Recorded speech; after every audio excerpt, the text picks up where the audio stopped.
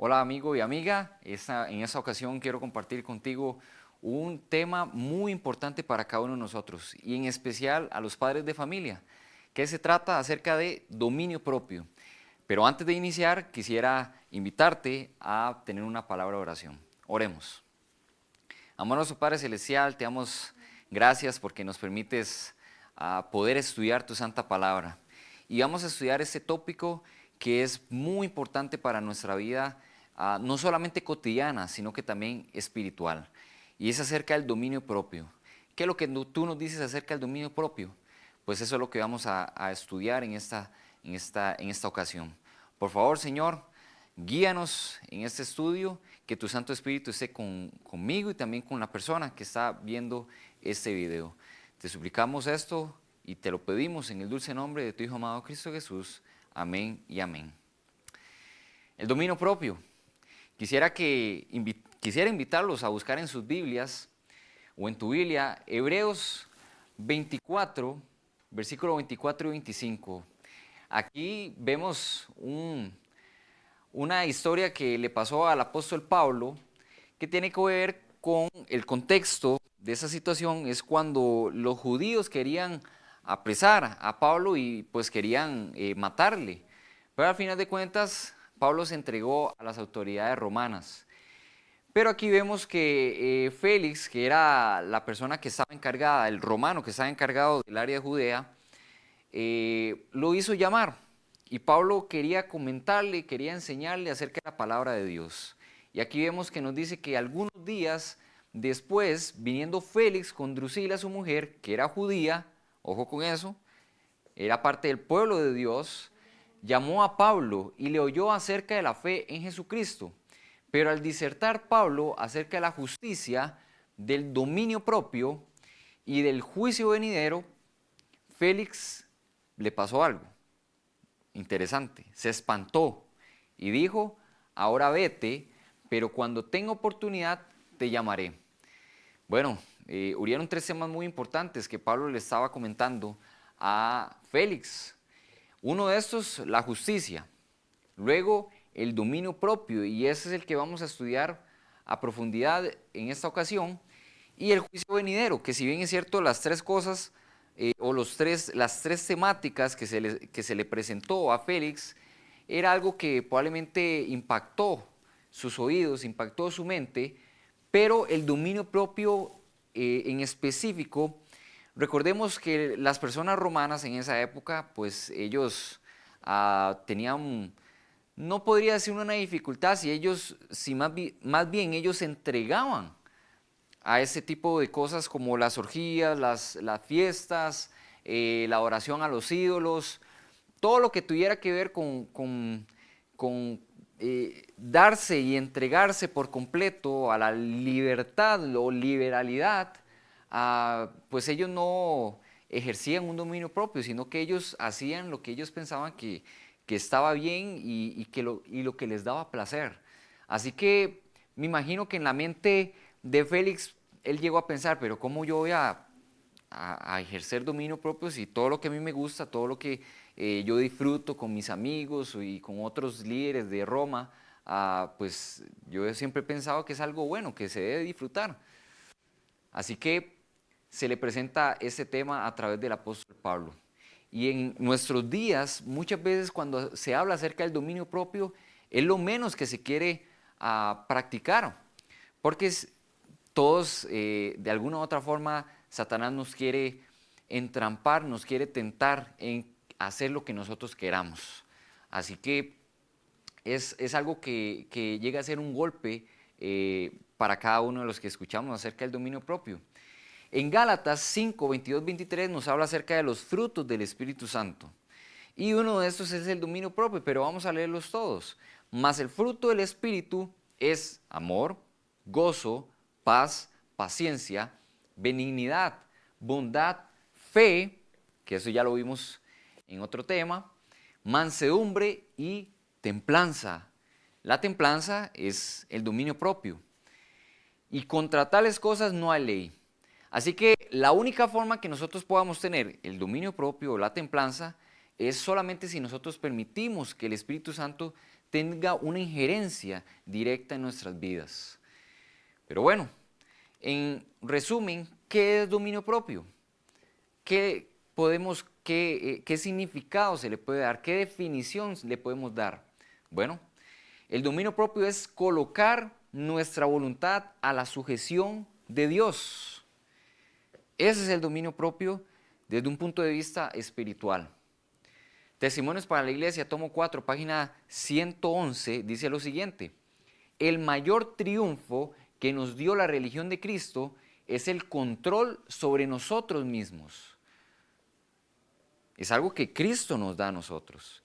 Debemos controlar nuestras tendencias naturales, de otro modo, jamás venceremos como Cristo venció. Así que es algo que nosotros tenemos que permitir que Cristo haga en nuestras vidas, y es un fin, es un objetivo que Dios tiene para cada uno de nosotros, para que podamos vencer como Cristo venció, porque Él practicó el dominio propio. Él sabía que tenía una carne como ser humano con debilidades y que podían traicionarlo. Así que Él siempre puso en sujeción su voluntad a la voluntad del Padre y a la voluntad del Espíritu Santo. Y por eso Él salió vencedor, y de la misma forma Él quiere darnos esa capacidad a través del Espíritu Santo. Vamos a ver dos caras de la moneda, como estamos hablando acerca de la sexualidad. Vamos a ver dos caras de la moneda con respecto a la sexualidad, dos personajes bíblicos que fueron tentados con lo mismo, pero cada uno tomó decisiones diferentes. Y quiero comenzar con Sansón. Sansón, resulta que pues él tenía un problema muy grande, y el problema era con las mujeres, pero no solamente con las mujeres, sino con las filisteas. Y quiero leer para ustedes lo que dice Jueces 14, versículo 1 al 3. En este episodio nos vamos a dar cuenta cómo los padres trataron de que él desistiera de esa decisión que había tomado. Dice: descendió Sansón a Timnat, y vio en Timnat a una mujer de las hijas de los filisteos, y subió y lo declaró a su padre y a su madre, diciendo: yo he visto en Timnat una mujer de las hijas de los filisteos, os ruego que me la toméis por mujer.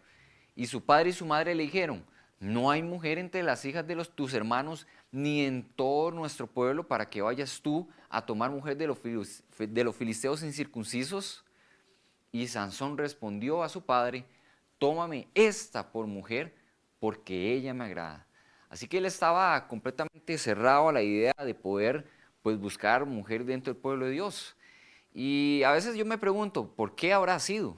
¿Por qué será que, yo me imagino que dentro del pueblo de Dios habían mujeres hermosas, pero debe haber algo que le llamaba mucho más la atención de las filisteas? Cada uno de los que están viendo este video pues pensarán o analizarán esa situación. Pero bueno, no queda solo en ese aspecto o esa historia, esta dificultad que Sansón tenía con las mujeres y sobre todo las filisteas, sino que también vemos más adelante en Jueces capítulo 16, versículo 1, que Sansón fue a Gaza y vio una mujer ramera y se llegó a ella, o sea, se acostó con ella, tuvo relaciones sexuales con ella. Así que fue algo que el mismo Sansón experimentó. Y pocos versículos después, en el versículo 4, resulta que él se encuentra con esta mujer, la famosa, la Dalila. Después de esto aconteció que se enamoró de una mujer en el valle de Sorek, la cual se llamaba Dalila, y podemos recordar lo que sucedió con ella, cómo lo entrampó y le hizo, bueno, le trató de hacer muchas veces caer, hasta que al final de cuentas se dio y lo entregó a los filisteos. Y lo primero que hicieron con él fue sacarle los ojos, que bueno, tal vez es algo terrible de imaginar, pero al final de cuentas terminó siendo tal vez una bendición para él, porque al no ver a esta mujer, al no seguir siendo tentado en esta situación, él pudo reconectarse con Dios y pedir la fortaleza de Dios, y así culminar pues esa misión que Dios había puesto en su vida para derrotar a los filisteos. Pero no era como Dios quería que fuera, y vamos a leerlo en Patriarcas y Profetas, página 612. Y aquí es donde vamos a ver cómo esa esa conducta que tuvo Sansón, pues era algo que verdaderamente Dios no quería, no esperaba. Por eso le dio tantas instrucciones a sus padres para que él tuviera una vida santa, una vida victoriosa y él pudiera vencer a los filisteos como Dios quería que ellos fueran vencidos. Pero lastimosamente no fue como él quería. Dice, la promesa de Dios de que por medio de Sansón comenzaría a salvar a Israel de las manos de los filisteos se cumplió, al final se cumplió. Pero cuán sombría y terrible es la historia de esa vida que habría podido alabar a Dios y dar gloria a la nación. Si Sansón hubiera sido fiel a su vocación divina, se le habría honrado y ensalzado y el propósito de Dios se habría cumplido. Pero él se dio a la tentación y no fue fiel a su cometido, y su misión se cumplió en la derrota, la servidumbre y la muerte. Así que aquí vemos que el plan de Dios era que esa victoria o esa derrota que él quería para el pueblo filisteo se diera en los mejores términos posibles. Pero Sansón tomó muchas malas decisiones y al final de cuentas él tuvo que pagar hasta con su propia vida. Sigamos leyendo. Dice, físicamente fue Sansón el hombre más fuerte de la tierra, pero en lo que respecta al dominio de sí mismo, la integridad y la firmeza, fue uno de los más débiles. Y yo quiero que notes esto, porque muchas veces cuando vemos una persona que es tanto fuerte de manera física como supuestamente tener un carácter fuerte, se cree que es una persona que tiene un carácter tosco, que le grita a los demás, que dice la verdad como él quiera o como ella quiera. Es todo lo contrario. Aquí dice que él fue uno de los más débiles, porque muchos consideran erróneamente las pasiones fuertes como equivalente de un carácter fuerte, pero lo cierto es que el que se deja dominar por sus pasiones es un hombre o una mujer débil. Así que no porque nosotros nos guste decir las verdades a las personas de frente y no, es que yo no tengo miedo de decirle la verdad a tal persona y yo tengo este carácter que parezca una chispa de fuego que crece y se enciende rápidamente. Eso no es un carácter fuerte, eso es un carácter más bien débil. La verdadera grandeza de un hombre se mide por el poder de las emociones que él domina y no por las que le dominan a él. Entonces una persona verdaderamente fuerte es cuando sabe que lo que va a decir va a hacer algo, va a dañar a otra persona, va a tener un efecto muy negativo en otra persona y sabe que en ese momento no debe decir esto. Él refrena esa idea para no lastimar. Así que eso es un buen y real dominio propio. Así que Sansón, lastimosamente, a través de esa fuerza que él tenía, muy probablemente tuvo tanto ego en sí mismo. Yo soy aquí el más fuerte del mundo, yo sé lo que Dios ha hecho en mí y pues lo uso para mi propio beneficio. Y se envaneció en su idea de su fortaleza física, pero su carácter fue uno de los más débiles. Pero bueno, vamos a ver el otro lado de la moneda, porque también hubo otro personaje que le sucedió algo parecido, pero tomó decisiones distintas, y este es José. José es uno de los máximos ejemplos de que la victoria, de que el dominio propio verdaderamente se puede ejercer con ayuda de Dios. Y es por eso que quiero leer con ustedes Génesis 39, 7 y 12, de ese episodio que le sucedió a él con la esposa de Potifar. Dice este texto que no hay otro mayor que yo en esta casa. Recordemos que la mujer de Potifar pasaba instigándolo, pasaba tentándolo, pasaba seduciéndolo.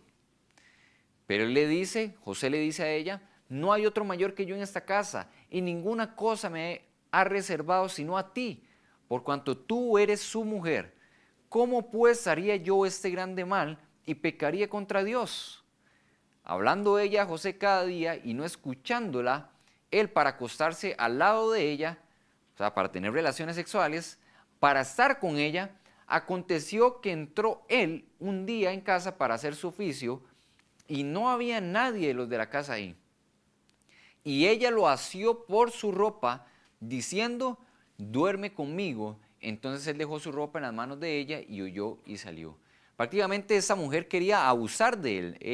Él ya estaba completamente decidido que no iba a cometer este pecado, no iba a tener relaciones sexuales con ella, pero ella quería abusar de él y por la fuerza lo quiso tomar. Pero noten lo que él hizo. Antes de llegar a comprometer esa relación que tenía con Dios, dijo, aquí es mejor correr que caer en las fauces del enemigo. Así que él prefirió salir corriendo, inclusive probablemente desnudo, porque dice que ella tomó y agarró la ropa en sus manos y se las dejó en las manos de ella y prefirió correr que ser infiel a Dios. Ni siquiera él pensó primeramente en Potifar. Mira, es que no, ¿cómo va a hacerle esto a Potifar? No, él pensó primero, no puedo hacerle esto a Dios, porque él, a pesar de las dificultades que él había pasado en el pueblo de Egipto, en el reino de Egipto, que es algo muy importante tomar en cuenta. Muchas veces podemos pensar, es que Sansón, él cayó porque él estaba viviendo rodeado de un pueblo idólatra como los filisteos y obviamente él iba a caer. Pero resulta que José vivió en el reino más poderoso de esa época, que era Egipto. Y Egipto era la cuna de mucha idolatría, la cuna de mucha idea errónea con respecto a la sexualidad. Y entonces uno podría pensar, bueno, entonces, por consiguiente, José tenía que caer. Pero no, él tenía y él estaba aferrado, tenía una fe muy grande, una confianza en Dios que él prefirió serle fiel a él y no caer. Pero vamos a ver qué fue lo que pasó, cómo fue que José llegó a tener esta victoria. Y esto se nos describe en el libro La conducción del niño, la página 182. Dice lo siguiente, ¿cómo fue protegida la mente de José? Las lecciones que dio Jacob a José en su juventud al expresar su firme confianza en Dios y relatarle vez tras vez las preciosas evidencias de la amante bondad de Dios e incesante cuidado, fueron precisamente las lecciones que necesitó en su destierro entre un pueblo idólatra. Usó prácticamente esas lecciones en tiempo de prueba. Así que noten que fue José el que le enseñó a confiar en Dios a José, su hijo. Recordemos que Jacob como tal cometió muchos errores en su vida. Tuvo varias esposas, tuvo varios hijos. Estos hijos, al final de cuentas, llegaron a ser terribles. Ellos fueron los que entregaron a José, a estos mercaderes que lo llevaron a Egipto. Pero él, en ese deseo de que su hijo no llegara a decidir por ese camino, él lo educó de tal forma que le ayudó y le enseñó a poder, a depender de Dios, a poner su confianza en Él, y así se aferró en ese poder que Dios le daba y por eso salió airoso en el momento de prueba, en el momento de la tentación, en un pueblo completamente idólatra. Sigue diciendo la cita, estando en la más difícil prueba, acudió a su Padre Celestial en quien había aprendido a confiar. Si los preceptos y ejemplo del padre José hubieran sido de un carácter opuesto, la pluma de la inspiración nunca hubiera trazado en las páginas de la historia sagrada el relato de integridad y virtud que reluce en el carácter de José. Las primeras impresiones efectuadas en su mente protegieron su corazón en la hora de la tremenda tentación y lo indujeron a exclamar, ¿cómo pues haría yo este grande mal y pecaría contra Dios? Las primeras impresiones en su mente protegieron ese corazón, esas impresiones que su padre le enseñó, y no solamente que le enseñó de manera verbal, sino que José también veía ese ejemplo en su padre. Y más allá de eso, él, aún siendo un niño, aprendió a depender de Dios y entonces veía su poder en su propia vida. ¿Qué estamos viviendo en esta época? Lastimosamente, los padres ha sido muy difícil educarlos desde un punto de vista espiritual a sus hijos para hacerle frente a estas situaciones que suceden en sus vidas. Y tratamos de atender a esas necesidades o a esas dificultades hasta que ya el niño le sucedieron estas cosas. Pero más bien tiene que cambiarse esa idea.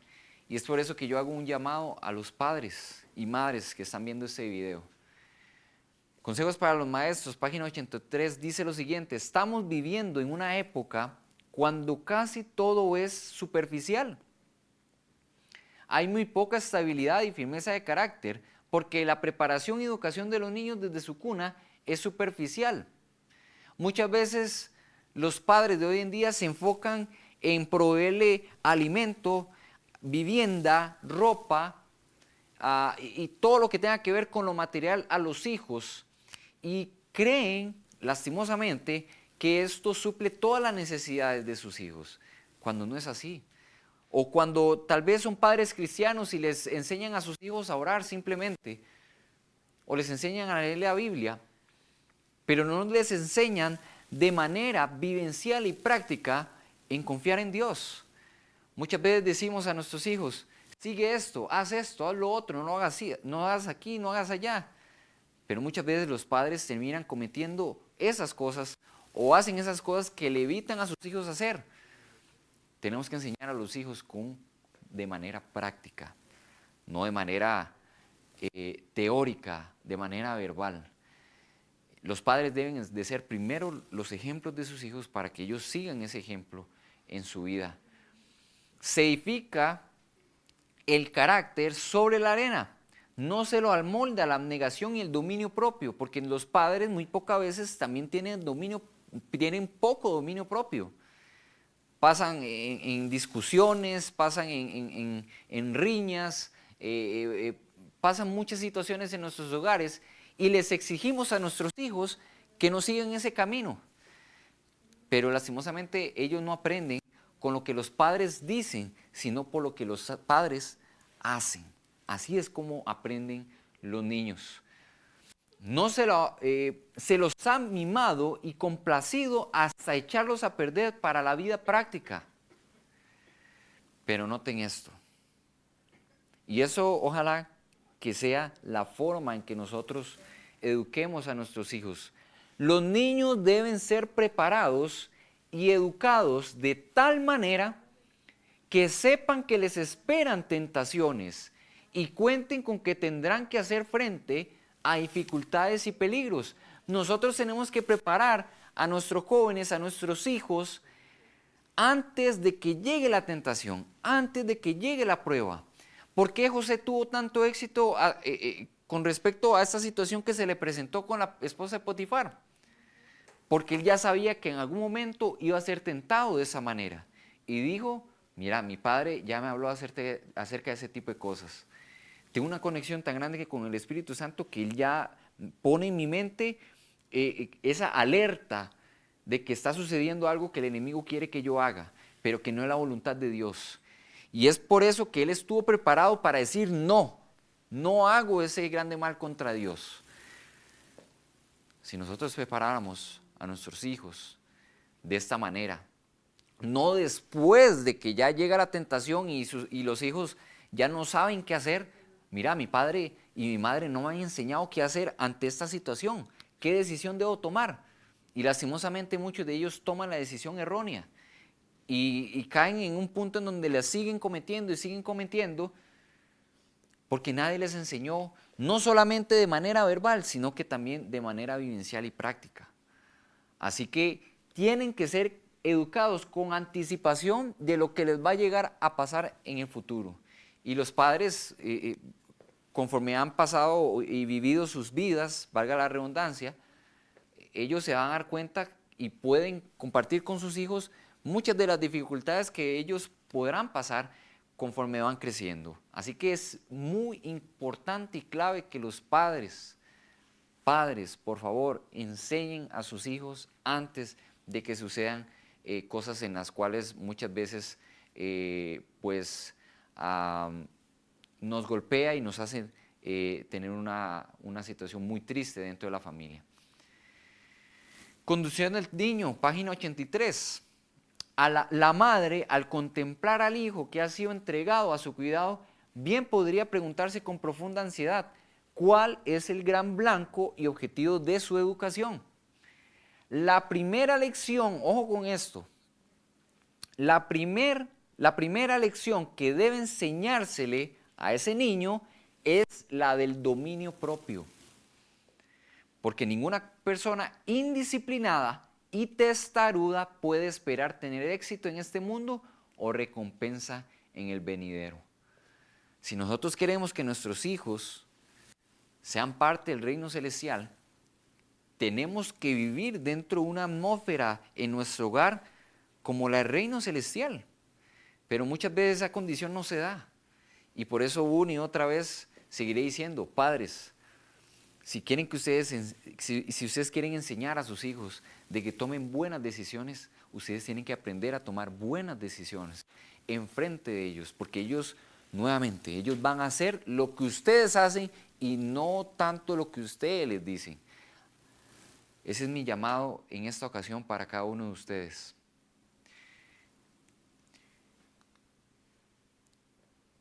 Consejo sobre el régimen alimenticio, página 86. Uno de los efectos más deplorables de la apostasía original fue la pérdida de la facultad del dominio propio por parte del hombre.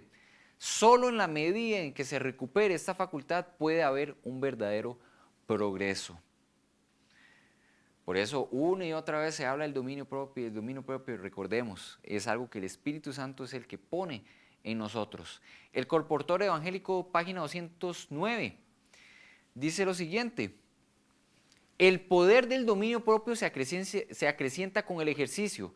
Es algo que no podemos decir, a partir de hoy ya tengo dominio propio y ya mañana no voy a caer en esas situaciones o en esas dificultades o pruebas que yo tenga. No, es un asunto que con el ejercicio, cuando nosotros nos acostumbramos a hacer algo, cuando formamos un hábito, el dominio propio funciona de la misma manera. Así que se acrecienta con este ejercicio cuando lo practicamos una y otra vez. Lo que al principio parece difícil, que muchas veces nosotros cuando caemos ante la tentación, caemos ante la prueba, decimos qué difícil esto, pero no tratamos de levantarnos y seguir adelante y decir no, la próxima vez lo haré mejor. Y muchas veces nos quedamos en el suelo y lo vemos tan difícil, pero dice acá que el principio se parece muy difícil esa prueba. Pero dice que se vuelve fácil con la práctica, hasta que los buenos pensamientos y acciones llegan a ser habituales. Es por eso que es necesario que diariamente tengamos una relación muy estrecha con el Señor. Si queremos, ojo con esto, si queremos, podemos apartarnos de todo lo vulgar y degradante y elevarnos hasta un nivel alto, donde gozaremos del respeto de los hombres y el amor de Dios. Y esto es lo que pasó con José. José quiso ser fiel a Dios, pero él sabía que ese querer, como el hacer, solamente fue algo que Dios le ponía a él, a través de esa relación que tenía con Dios. Así que él, queriendo, se pudo apartar de lo vulgar y lo degradante de la historia que ya vimos, y él se elevó a un nivel tan alto que fue respetado por las personas que lo rodeaban. Tanto así que llegó a ser uno de los máximos líderes de Egipto de esa época. Y ya sabemos cómo él ayudó a su padre y a sus hermanos en el tiempo de sequía.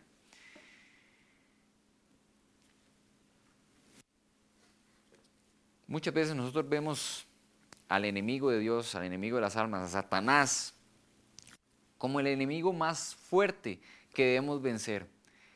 Pero, si bien es cierto, es uno de los más grandes, o tal vez el segundo, podría decir, enemigo más fuerte contra nosotros. Si bien es cierto, el primer enemigo más grande nuestro, somos nosotros mismos. Dice esta cita, Colportor Evangélico, página 202. El enemigo a quien más hemos de temer es el yo. Ninguna forma de vicio es tan funesta para el carácter como la pasión humana no refrenada por el Espíritu Santo.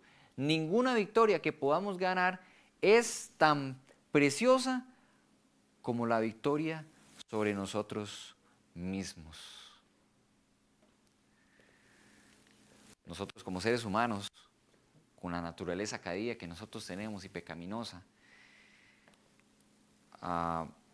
tenemos esta debilidad de querer hacer siempre el mal, de querer pensar el mal, de buscar el mal. Pero ni el enemigo ni Dios nos obligan a tomar una decisión. Cada uno de nosotros tomamos estas decisiones.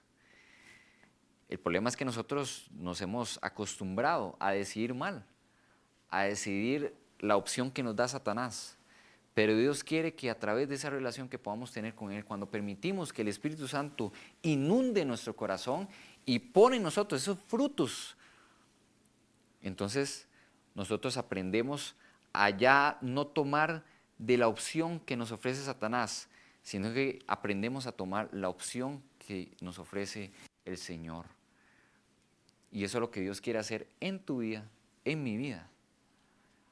Porque en 2 de Timoteo 1:7, Dios nos ofrece algo más grande, que es, porque Dios no nos ha dado un espíritu de cobardía, sino de poder, de amor y de dominio propio. Dios quiere llenarnos de su poder, Dios quiere darnos esa capacidad de poder vencer como Cristo Jesús. Pero es una decisión nuestra. Si nosotros no queremos, nunca vamos a poder. Pero si queremos y confiamos y tenemos fe en ese poder omnipotente del Señor Jesús, vamos a caminar por el sendero que Él ha preparado para cada uno de nosotros y caminar en victoria. Así que mi llamado en esta ocasión es para que permitas que Dios trabaje en tu vida, que trabaje en tu mente, que trabaje de tal forma que las personas que te rodean puedan ser también, y sean impactados y sean también llenos de ese Espíritu de Dios. Y ojalá también padres a sus hijos, que ellos puedan ver a Cristo Jesús en sus padres, en ustedes, y ellos puedan también crecer siendo así como este José, que era un ser humano como cada uno de nosotros y pudo vencer, que ellos también puedan vencer en este mundo tan hipersexualizado, tan lleno de pecado, de idolatría en el cual estamos viviendo. Y eso es una promesa que Dios nos ofrece a cada uno de nosotros y que Él va a cumplir, pero si le permitimos. Tengamos una palabra de oración para culminar. Señor, amoroso Padre Celestial, nuevamente te damos infinitas gracias por tu santa palabra, por cómo tú nos revelas esa voluntad que tú quieres para cada uno de nosotros. Y no solamente nos revelas tu voluntad, sino que nos dices, yo te puedo ayudar, pero permíteme ayudarte. Señor, cada persona que nos está viendo en este video, en esta temática, Señor, tal vez ha tenido dificultades con el dominio propio, pero a partir de hoy, Señor, tú le haces la invitación que tú estás a la puerta de su corazón y llamas. Dale la fortaleza, Señor, ese querer como el hacer por tu buena voluntad, para abrir la puerta de su corazón de par en par y puedan permitir que tu presencia a través de tu Santo Espíritu esté en ellos y que los frutos de tu Santo Espíritu puedan reflejarse en nuestras vidas. Así que, Señor, gracias te damos por escucharnos, que el dominio propio sea realidad en nuestras vidas, que podamos ser victoriosos como solamente tú puedes hacer en nosotros. Así que gracias, todo eso te lo pedimos en el dulce nombre de tu Hijo amado Cristo Jesús. Amén y amén. Que el Señor te bendiga.